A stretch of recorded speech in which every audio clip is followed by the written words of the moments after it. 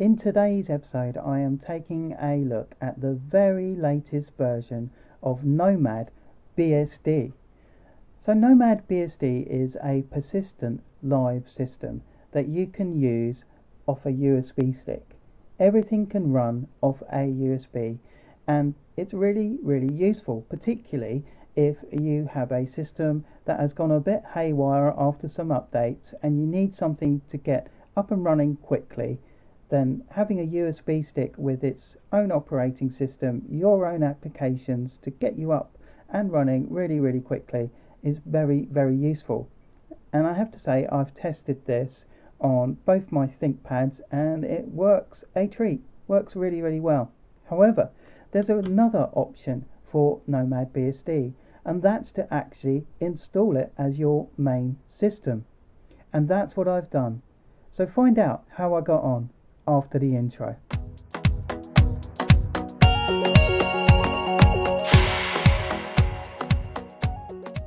So here we are. This is Nomad BSD. This is the default desktop that you get on both the USB stick and when you install it to your hard drive. The installer really is quite straightforward. Although it's a little bit different to the way you would normally go around installing a system. Essentially what you do is you download from Nomad BSD, and I'll show you that here. This is the Nomad BSD website, nomadbsd.org. Click on download, and then it's got a number of instructions here for the system that you might be downloading Nomad BSD to.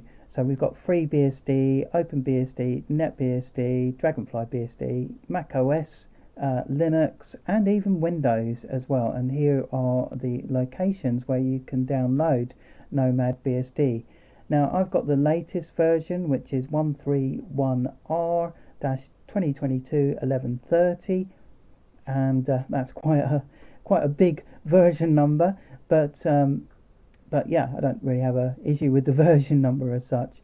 But it is quite thorough instructions. There are quite thorough instructions on this website, and actually there's even a handbook here, and I've gone through some of it, and it is really detailed and really useful. So if you do decide to try Nomad BSD, then the handbook on their website is fantastic, really well written, really clear, really easy to follow. So they've tried to make it fairly simple in terms of downloading it. They've got lots of locations you can download the main Nomad BSD file from. You'll notice they say at the very start that don't provide ISO files, since that's a read-only file system, and that makes sense when you realize that Nomad BSD is designed to be this persistent live system that's meant to run on a USB stick. However, so I've downloaded the LZMA, and I've run it on my Linux.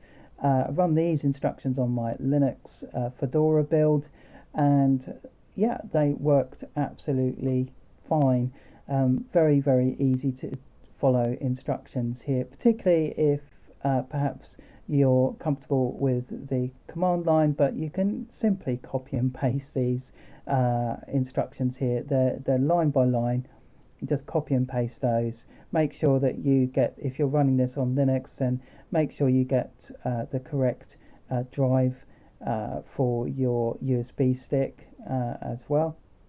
There you go. Double check to make sure to replace X with the correct unit number for your USB stick.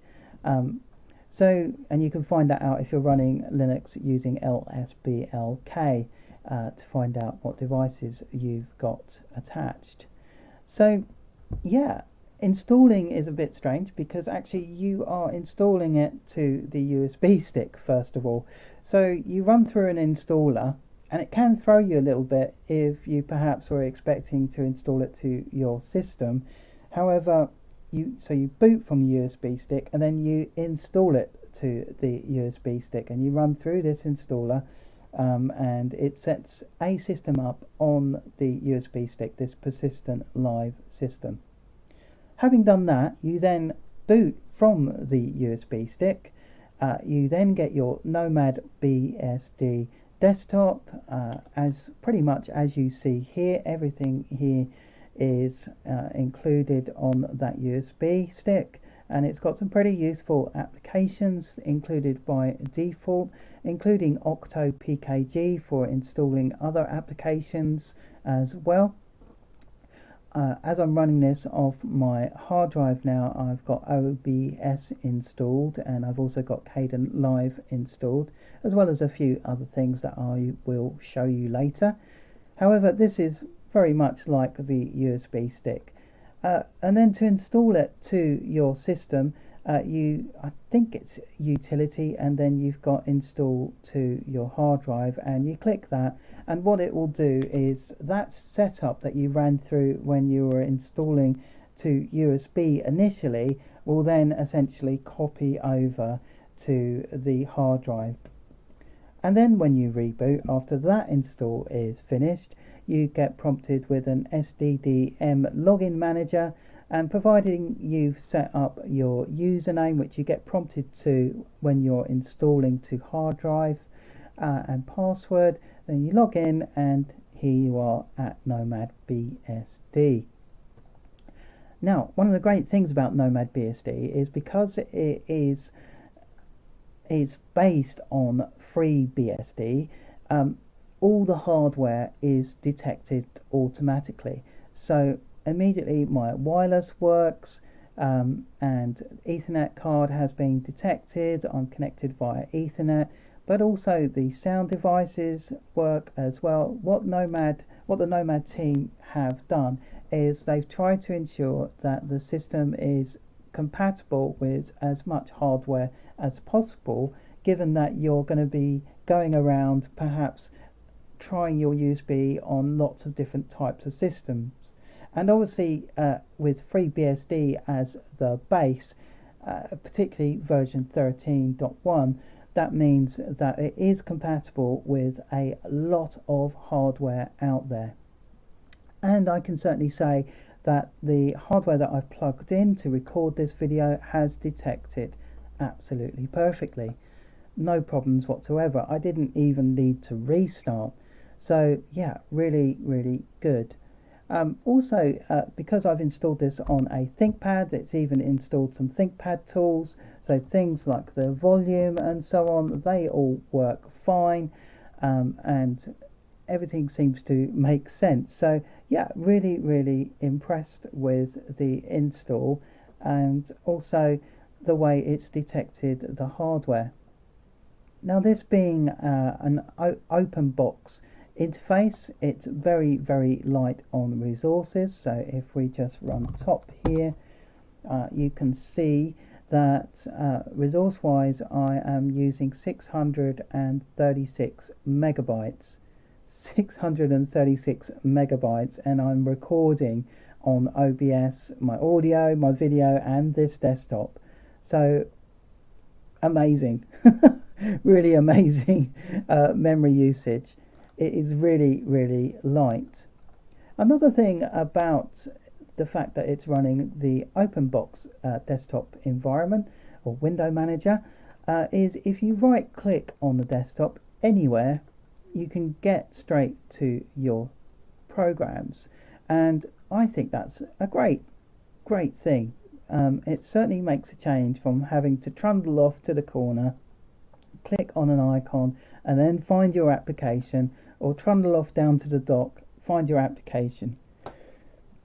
Docks are great particularly if you have favorite applications and you've filled your dock up with your favorite applications.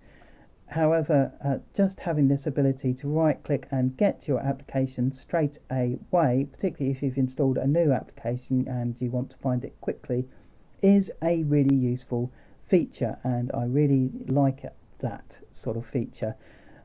It's included and has been for a while with the various desktop environments and window managers.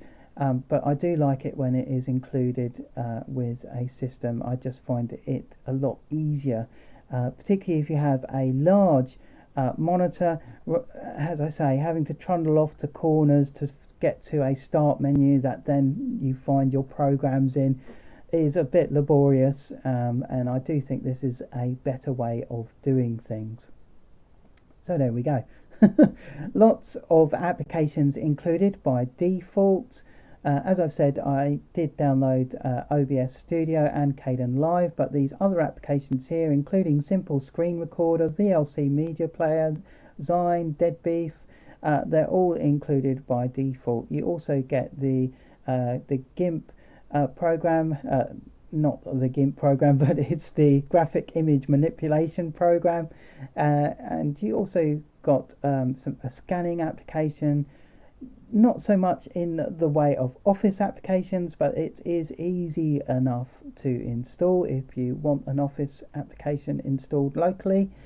Just a generic PDF viewer in there, and then you've got your settings applications, and you've got three really sort of menus for your settings. Let me just bring that over here. So you've got settings, which has things like display settings, file manager settings, your mouse and touchpad configuration, panel manager, plank preferences. Of course, this is plank running down here. And then you've got system, and that's where you could add users. It also has a PC man file manager, and we'll just talk about that briefly. So you have the PC man file manager here. Let me just click on about. And as I've said previously in my other videos, I think the PC man file manager is really quite underappreciated file manager. You really can do pretty much everything within this file manager. However, if you click down here on home, the file manager you have is actually Thunar. And that's okay to have a choice of file managers. I think in some ways you can find the file manager that you prefer and stick with that. And I think again, because Nomad BSD has been designed as this persistent live USB operating system, perhaps that is something, one of the reasons why there are sort of so many different variants of file manager, or two different variants of file manager on here. The other thing I want to talk about is this Linux browser installer. So let's just bring that up. Of course, this being Nomad BSD based on FreeBSD, one of the big issues that FreeBSDers find they face is they can't watch things like Netflix or Amazon Prime or any of those other streaming video services. However, to get around that, you can install a Linux browser, and FreeBSDers have had a way of doing that for quite some time now using Widevine, and here we actually have an installer included with Nomad BSD that allows you to pick a Linux browser and go ahead and install it. So I've gone ahead and I've installed Brave. So here we go. So I shall just click on network, and here you go, Brave web browser Linux. And it works fine, and we'll just briefly check the video works.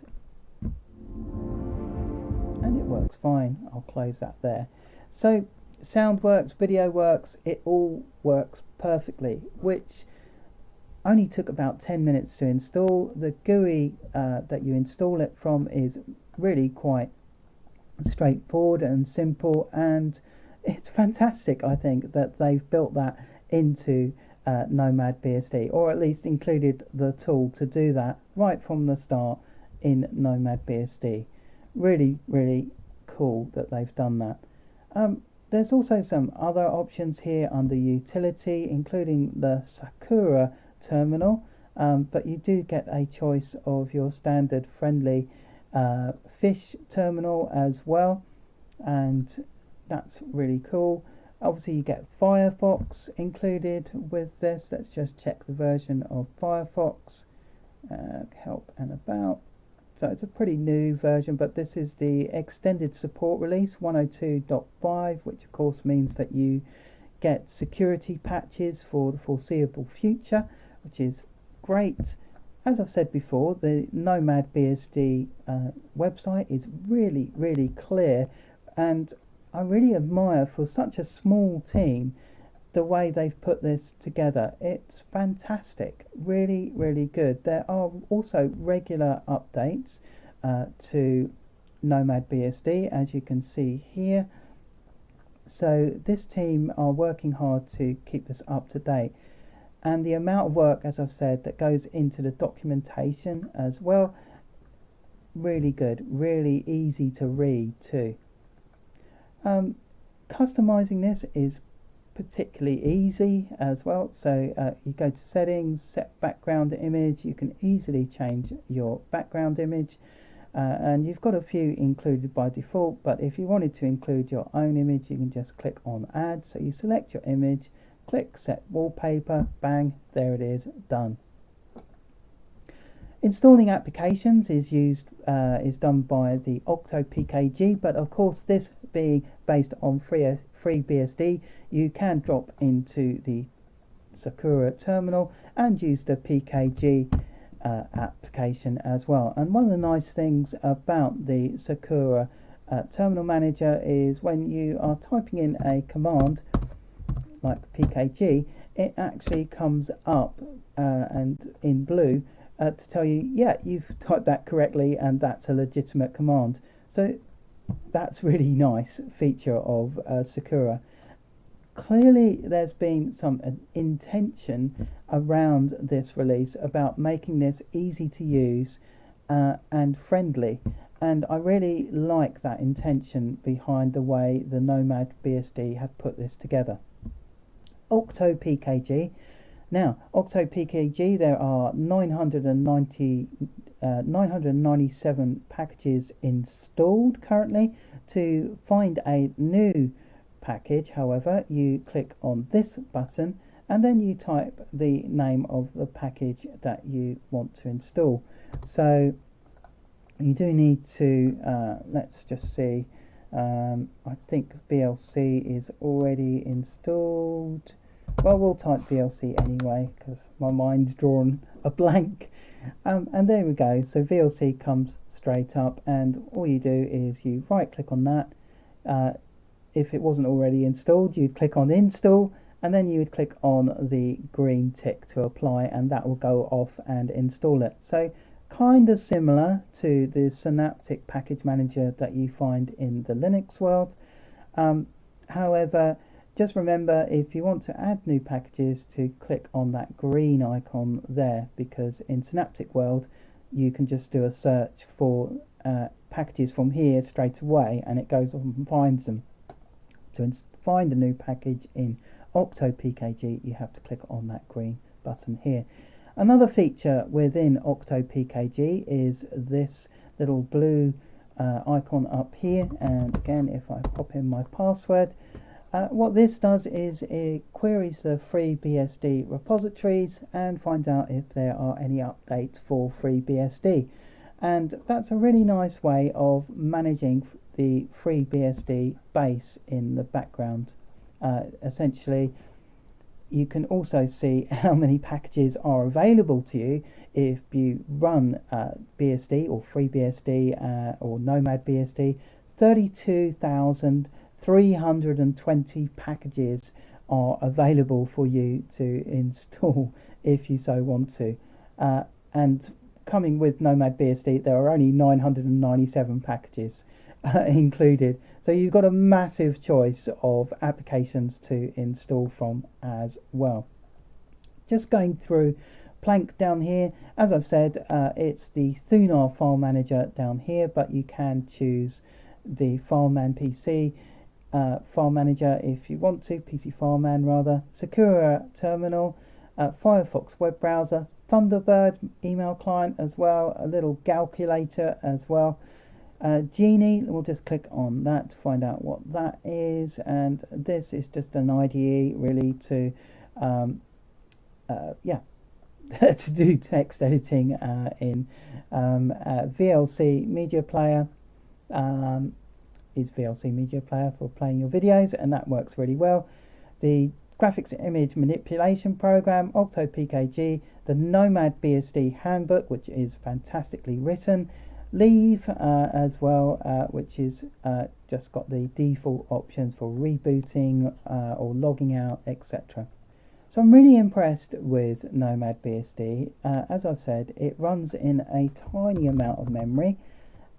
You have to remember that this system is designed to run as a persistent live USB system, so not necessarily is it designed for being installed on your hard drive. However, I have found that running this as a BSD system on my ThinkPad here has been absolutely fine, and because it is based on FreeBSD 13.1, then actually all the hardware is detected, everything works, and actually the applications they've included with this are really useful. And the fact that you can quickly and easily install a Linux browser for watching your streaming vids on is fantastic. They've really put a lot of thought behind this system. What am I going to rate Nomad BSD? I'm going to give it a solid 4 out of 5. It's a system that if you didn't want to install it to your main desktop or laptop, you could always run it off a USB stick just to try it out and make sure your hardware works properly on there, and it's going to deliver a full-on desktop experience, which is fantastic. Then if you wanted to install it, there's a very easy utility to install it as your main system to your hard drive, and off you go.